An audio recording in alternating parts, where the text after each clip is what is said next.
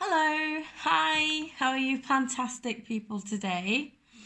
I thought I'd do a video about my ups and downs and my oopsies and my woos of semi-hydroponics. And today it's going to be about orchids mainly because that's where my experimenting started and that's where I figured out what works for me. I also did a video on how to do semi-hydroponics with cuttings. You can check that out if you're interested. But today it's going to be about orchids. But I did take my I have my trusty pelargonium here just to show you, because this is the right way to do it, right? If you're following all the interwebs and the videos and whatnot you find out there. But for me, the problem is my environment. Semi-hydroponic just doesn't work for me because it's cold. It's cold autumn, it's cold, very cold winter, it's cold spring. And if you've got clay, I mean, like, yeah, it's popcorn to clay and it's, it's not like solid stone, but it's cold in here. The water doesn't evaporate as fast as it does in, say, bark or sphagnum or whatever you use. So you get cold roots, and the orchid just doesn't like that. And it took me a while to figure out how could I make this work in my environment. And I actually given up on it. So yeah, basically the semi-hydroponic system, I hope you can see it, I know it's a bit sunny out there today, is you have a tall container, that's what they say on the interweb, right? Tall container, small reservoir, 2 holes, right here. And you fill up with lacquer beads and you have your water, and then you can, drain and so on and so forth. I found so far that this works okay nicely with my one Oncidium that I've got in semi-hydroponic. I didn't bring her today, but that's another story. Yeah, but that didn't work for me. My first 3 orchids I tried this on didn't work. And it's not because of the lacquer. I know some people will say, oh, it's not perfectly round and so on and so forth. Basically, the round lacquer is the one that you can get, for instance, at IKEA or whatever. And I can't get to my IKEA is like, I live in Jutland, if you know Denmark. I live in Jutland, and IKEA, the closest one is on Fyn. And that's like 2.5 drive each, and I'd be shattered from shopping, and it should be fun shopping. So I ordered these lacquer beads, and I ordered them at an orchid nursery while I was ordering some other orchids anyways. And I thought, yeah, let's give it a try. I do use lacquer, the cheaper stuff. You can get something for 50 kroners or something at your local or Fix, or it's kind of like Home Depot sort of thing.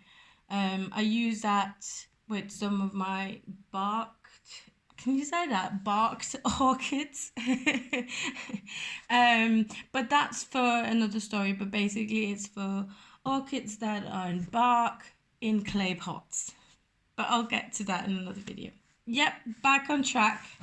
I'm yapping away. Yes, so I did that. Normal, tall container. Yes, I do have a dog. Woof woof. And that was brilliant. I mean, you don't have to have them pretty, do you? I mean, you've got a decorative container anyways. So I do excuse the quality of the videos. I'm not that much into the whole video editing yet. I do try, but you might have to endure the occasional slip up. There will not be a clip in where I'm saying something and then whoops, my face or my hand is in the other place because I cut out that I said blah. because I'm human, and I want this to be just like chatting with a friend, you know, about flowers. You're welcome in my home. Have a cup of coffee. I'm having one. Yeah? Alright, back to summer hydro. I did this. This is the only orchid I've got left that I didn't throw out, actually. I don't know how she got with me during we moved houses. I was supposed to throw her out, but yeah, win-win. I can show you the results. So, and then I'll throw her out and repurpose the leca. So I've got the 2 reservoirs, and you can see there are green roots in there, but she's just not doing well up here. And this is a no ID phalaenopsis. And yeah, when did I repot her? August 2017. And she wasn't doing great. I mean, she still had leaves and everything. But come January, which was our coldest month this year, she started to do all this. And I kind of gave up. But before I did her, I did another Oncidium, and I did another Phalaenopsis no ID. Just, you know, your £5, €4 or whatever, 50 kroner orchid to experiment with. So yeah, well, this didn't work out, and I am sure now that it's because of the cold, because I couldn't, you had that reservoir, and I couldn't, even though I was like this, you know, that I couldn't empty it out without having to, you know, risk the orchid being even more disturbed. But during that time, and I don't have a tag on this one anymore, in October, because this was already starting to look not so nice, doing, you know, just before the holidays. I think not October, November, December, my mom gave me this beautiful orchid. And I thought, I want to do more summer hydroponics. It has to be for me too, because I hated this summer so bad. Everything was in really big, chunky, coarse bark, and I had to water it every 3 days, and it was horrible. It really was. I couldn't go anywhere, and I want something that works for me. I mean, I don't think I'm ever going to change a full setup. I like having something, a bit of everything. You know, there's always something to do for me, always something to look at. How's that doing? I don't prefer having everything in the same media. Also, because plants are different, you know. Some plants might prefer something, some plants might prefer something else. And yeah, just that's the fun in it for me. But I found one thread, was it on Reddit or something, where I found a man doing summer hydroponics in his office, actually. It was brilliant. But he was doing it in a normal pot, a normal orchid pot, no holes, no air holes, you know, like you drill some air holes in here, you know, if it's for bark and whatnot. And he would use the decorative container as the reservoir. That way he can control how high up it is. I mean, you can't really see it, how high up it is. Not in this one at least. But I can, you know, look into it, and I can feel it, and I can hear it. And when I lift it up, I can see where it's kind of going to. And yeah, I found that to be absolutely brilliant, so I wanted to try this, and I only did this with one, because I thought, you know, everybody else is saying to do it like this, you know, drill your holes in there, reservoir, blah blah, it must be me doing something wrong. But no, it just wasn't for me and my environment. But this was. This way I can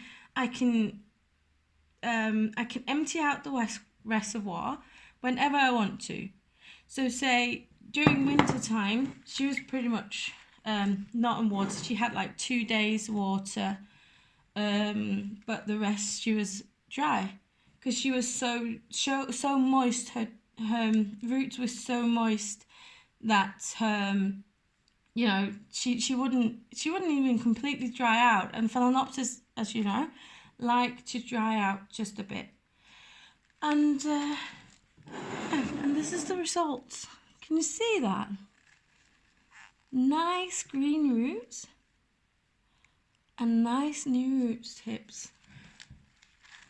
And she's of course doing some aerial roots as well. I mean, but she's not overdoing it with aerial roots. So it tells me that it's not like she doesn't like the media she's in. It's not like, oh no, get me out of here.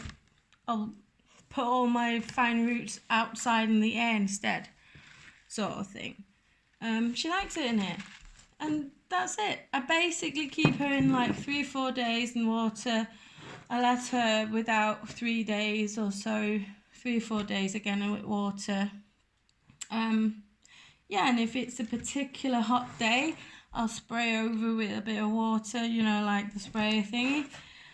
And yeah, this is working, and it annoys me that I didn't do this with other plants as well, because, you know, this was like a little bit of a silly experiment where I thought, nah. I also think it was because I didn't have a container to drill, like I didn't have anything to do the proper semi-hydroponic thing in, so I did this, and this actually is the one that turned out to be the winner. So yeah, I think this is the way to go. If you're like me, you live in an area like, I know there's some places in America as well where you have it a bit cold. I've followed a few YouTubers as well with that, who had problems especially with phalaenopsis in semi-hydroponics, and I'd advise this. This is the way to go if you don't want your orchid roots to freeze, because they dry out really fast, because it is leca. It doesn't contain or hold the moisture like bark. Brilliant for the cold, but at the same time during summer or hot spring as it is now, loads of moisture, no dry roots. So yeah, and yeah, if you like semi-hydroponics and you want to see what else you can do with it, I'm playing around with the cuttings, and please check out the other video I did on this little one. And if you have any comments, please comment below. If you like this video, please give me a like. If you want to see more, please subscribe. And yeah, have a plantastic day, guys. Bye.